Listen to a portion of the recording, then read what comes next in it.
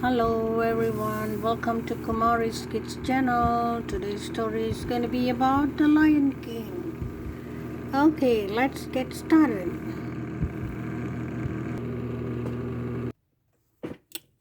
Above the gathering on the top of Pride Rock, Rafiki, the wise old mystic, approached King Mufasa and Queen Sarabi. He cracked open a gourd, dipped his finger in the liquid, and made a special mark on the infant's forehead. Then he carried the cup to the edge of the rock and held it high. A loud cheer rose from the plain. Elephants trumpeted, monkeys screeched, zebras, rhinoceros, and a host of other animals stamped their hoofs. Then a hush fell over the gathering. Together, the animals of Mufasa's kingdom knelt before Simba, the new prince. Yet one family member did not attend the ceremony. Mufasa's brother, Scare, had spent the entire morning toying with a mouse. He was just about to eat it when Zazu, the king's majordoma, appeared. Startled, Scare turned and the mouse scampered away. Now look, Zazu, you have made me lose my lunch, Scare complained. You will lose more than that when the king gets through with you. But Scare wasn't listening. He was still hungry and Zazu was beginning to look pretty tasty. Scare released the bird. Why, if it isn't my big brother? He sneezed. Sarabi and I didn't see you at the presentation of Simba. Mufasa said, Is anything wrong? That was today, Scare said. Oh, I feel simply awful. It must have been slipped. It must have slipped my mind.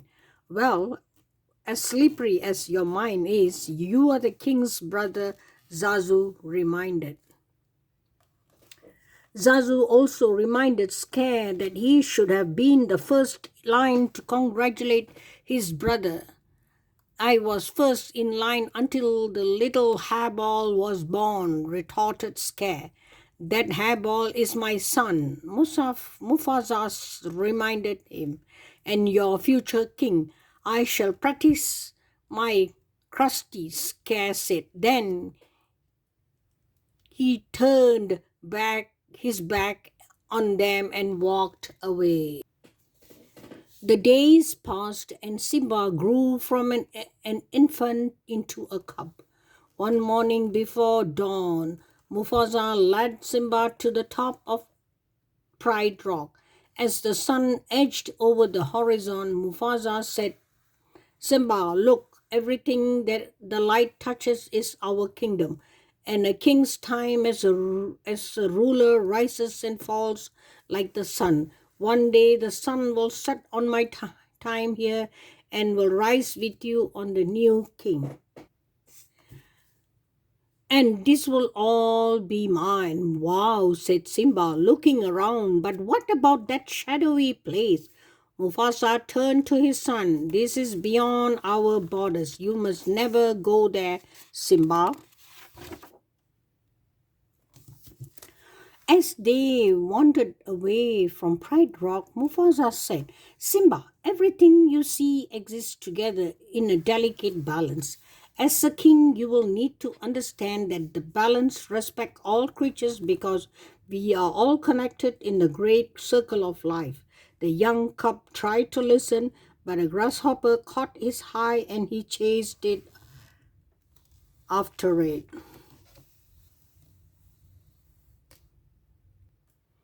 Just then Zazu arrived with the morning report. Sir, he addressed Mufasa, hyenas have crossed into the Pride lands. Quickly, the king ordered his majordoma to take Simba home. Oh, Dad, can't I come? Simba whined. No, son, his father replied, and he took off after the dark shapes in the distance. After Zazu made sure that Simba was home safely, the excited cub found Scarce sunning himself on a rock. Hey, Uncle Scarce, Simba cried. My dad just showed me the whole kingdom and I'm gonna rule it all. Scarce called. Then, slowly, he began to smile. So your father showed you the whole kingdom, did he? Did he show you what's beyond that rise at the border? No, said Simba. He said, I can't go there. And he's absolutely right, Scare replied. It's far too dangerous. Only the bravest of lions go there. An elephant graveyard is no place for young prince. An elephant? What? Said Simba. Wow. Oh dear, I have said too much. Scare grinningly slyly. Just do me one favor, he added. Promise me that you will never visit that dreadful place. And remember, it's our little secret. As Scare backed away, Simba stared at the distant spot on the horizon. On, on the horizon, he had no idea that Scare had cleverly set a trap to rid himself of the future king forever. Simba knew that he would be disobeying his father if he went into the elephant graveyard. But hadn't Uncle Scare said that the only bravest of lions dare venture there? Wouldn't Dad be proud of such a brave cub? Thought Simba.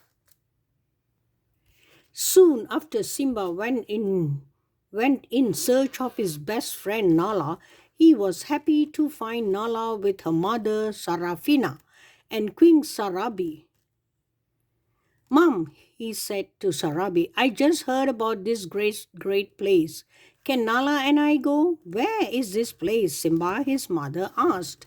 Oh, near the waterhole, the cub fibbed. Uncle Scare had said it was a secret. All right, said Sarabi, as long as Zazu goes with you. Not Zazu, thought Simba. He'll spoil everything.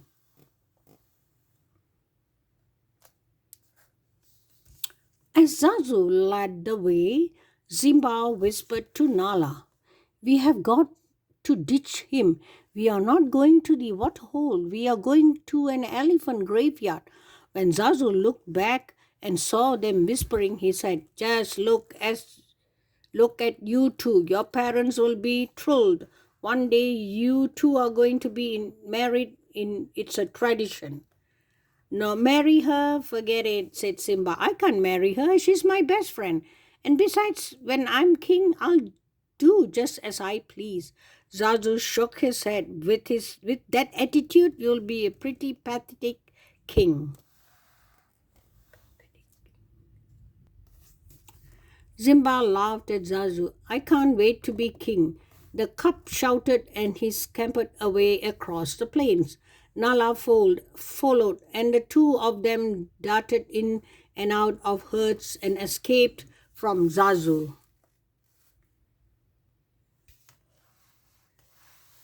It worked. We lost Zazu, said Simba, laughing. Now we can look for the elephant graveyard. In the spirit of victory, Simba playfully leaped for Nala, but she was too quick for him and flipped him into his back. And they tumbled down a hill until they landed with a thud. Next to them was a huge elephant skull. This is it. We made it, said Simba. Wow, exclaimed Nala. It's really creepy. Come on, said Simba. Let's check it out. Before they could climb into the skull, Zazu caught up with them. We are way beyond the boundary of the Pride Lands, he said. And right now we all are very in a real danger. I laugh in the face of danger, said the brave lion cub. Ha ha, ha ha, replied the elephant's skull. Then out of the skull's cavernous eye holes popped three slobbering hyenas. Well, well, Banzai, what have we got here? Said one hyena. I don't know, Zenzi, answered another. What do you think, Eid? Eid, the third hyena, just licked his lips and laughed. Ba- Baring their fangs in wide grins, the hyenas crept toward the trespassers. They grabbed Zazu first. Why don't you pick on somebody your own size? Simba shouted. The hyenas dropped Zazu and raced after the cubs. When Zinzi threatened Nala, Simba swift his claws across Hyena's nose. The hyenas raced after the cubs, who found themselves trapped inside the bones of an elephant rib cage. Then the angry hyenas advanced towards Simba, their sharp teeth gleaming. A giant paw suddenly struck Zenshi, sending her and the other hyenas into a pile of bones. Not far from there, where Simba waited, a herd of wild bees gazed. Not far from the herd, three hyenas waited too. They were waiting for a signal from Scare. Genji saw him first. There he is, let's go. The hyenas ran toward the wild bees, sensing danger. The herd panicked and stampeded into the gorge straight towards Simba. Nearby, Mufasa and Zazu noticed the dust rising from the gorge. Mufasa, scared, yelled, appearing from behind a rock. Quick, Stampede! Simba's down there. With no thought for his own safety, the Lion King leaped into the gorge and snatched the cup out of the path of deadly hooves.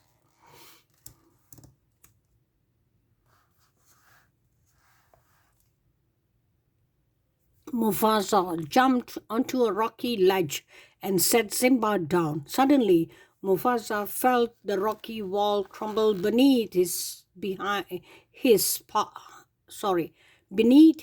hind paws. He fell back into the herd. Badly hurt, he tried to climb another cliff. Looking up, he saw Scare. Brother, help me, Mufasa pleaded. Scare leaned toward Mufasa and pulled him close. Long live the king, he whispered. Then let go.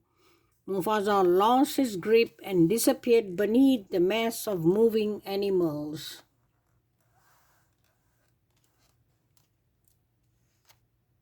Unaware of what Scare had done, Simba saw his father fall. When the wild beasts were gone, the cup raced down into the dust-filled gorge. There Simba found his father nuzzle the motionless body, but the great Lion King was dead. Scare appeared beside Simba. What have you done? He said. He tried to save me, the cup answered. If it weren't for you, your father would be still alive. Scare snarled. Run away, Simba, run away and never return. Confused and heartbroken, Simba began to run. He did not see the hyenas join Scare or hear his uncle give the order to kill him.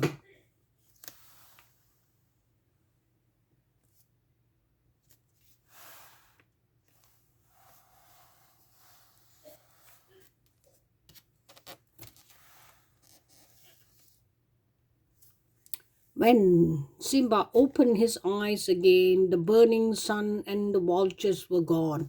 But a mercat and a warthog were standing over him. You okay, kid? Said the mercat. You nearly died, said the warthog. We saved you. Thanks for your help, Simba replied. He stood on wobbly legs and started to leave.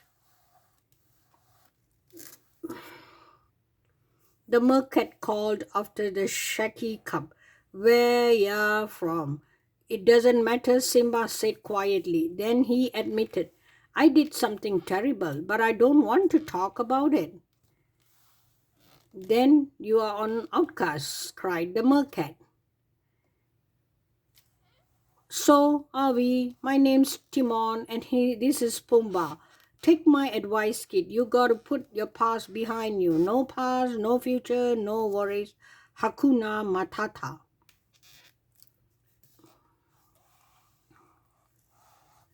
With nowhere else to go, Simba followed Timon and Pumbaa to their jungle home. As Timon handed Simba some wriggling hugs to eat, wriggling bugs to eat, the mercat repeated, This is the great life, no rules, no responsibilities, and best of all, no worries. Time passed in the carefree company of their new friends. Simba grew into a young lion. One night, while the three of them were gazing at the stars, Simba said, someone once told me that the great kings of the past are up there watching over us. Pumbaa and Timon laughed. Who'd have told you a crazy thing like that? Said Timon. Simba, thinking of his father, was silent. The next day, as Simba was wandering through the jungle, he heard his friends shout for help. Simba hurried toward the sound. Pumbaa was caught beneath the trunk of a fallen tree, and Timon was trying to protect him from a hungry young lioness. Simba laughed and introduced Nala to his friends. She smiled politely, but she could not stop staring at Simba. Finally, she said, Everyone thinks you are dead.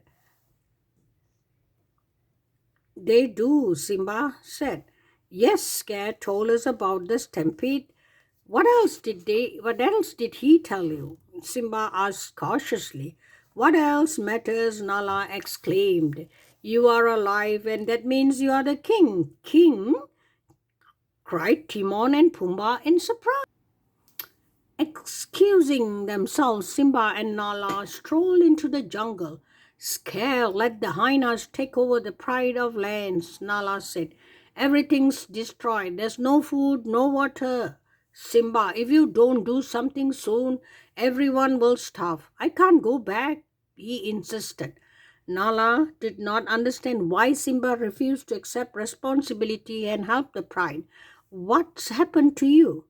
She asked. You are not the Simba I remember. You are right, I'm not, he said. Now, are you satisfied? Before he turned to leave, Simba added angrily, Listen, you think you can just show up and tell me how to live my life? You don't even know what I have been through. Nala called after him, but Simba ignored her. That night, while the others slept, Simba sat on a rock and gazed up at the twinkling sky. I don't care what anybody says, he said aloud. I won't go back. What would it prove anyway? It won't change anything. You can't change the past. Then Simba heard a strange sound somewhere in the jungle. Someone was chanting in a sing-song voice as if from nowhere. The bent figure of an old baboon appeared. Who are you? Simba asked, slightly annoyed. The question is, who are you? Said the baboon. Simba thought for a moment, then sighed. The old baboon said, I know your father. My father is dead, Simba replied. No, said the baboon, he's alive. I'll show him to you. Just follow Rafiki. He knows the way. The old baboon led Simba to a clear, smooth pool. Look down there, Rafiki advised. In the pool, Simba saw only his reflection. Look harder, the baboon insisted. A breeze rippled the water. When the pool became still, Simba stared at the face of his father. You see, Rafiki said, he lives in you. Simba heard a voice call his name, and he looked up and saw the image of his father in the stars. Look inside yourself, Simba, said his father's image. You are more than what you have become. You must take your place in the circle of life. Remember who you are. You are my son and the one true king. Remember, the vision faded. Simba remained alone thinking.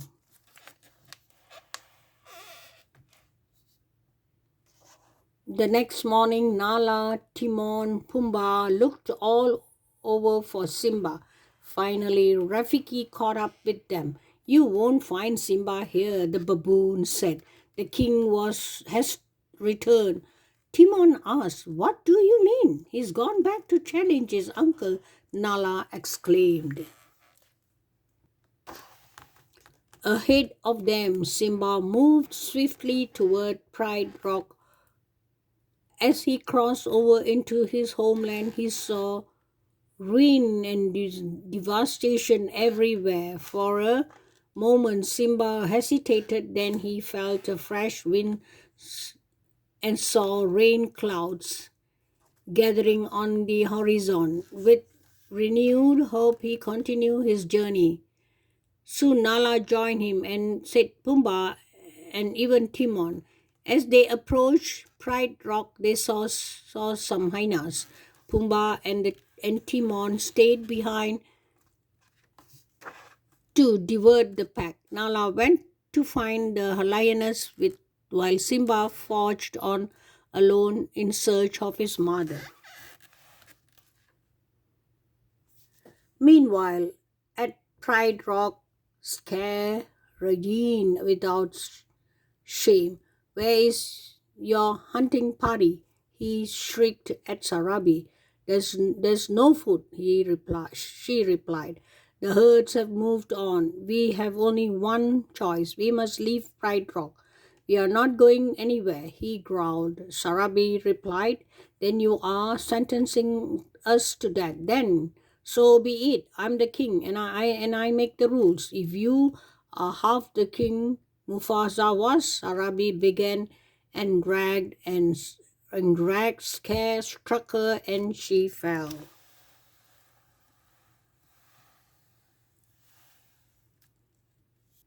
A tremendous roar echoed among the rocks. Scare rolled and saw a great lion before him. Mufasa, he said, gasping, No, it can't be. You are dead, weak and delirious. Scare backed away from the ghost. What do you want? He cried. Why are you here? Go away. Go, leave me alone. Although many years had passed, Sarabi still recognized her son Simba. She said quietly, You are alive.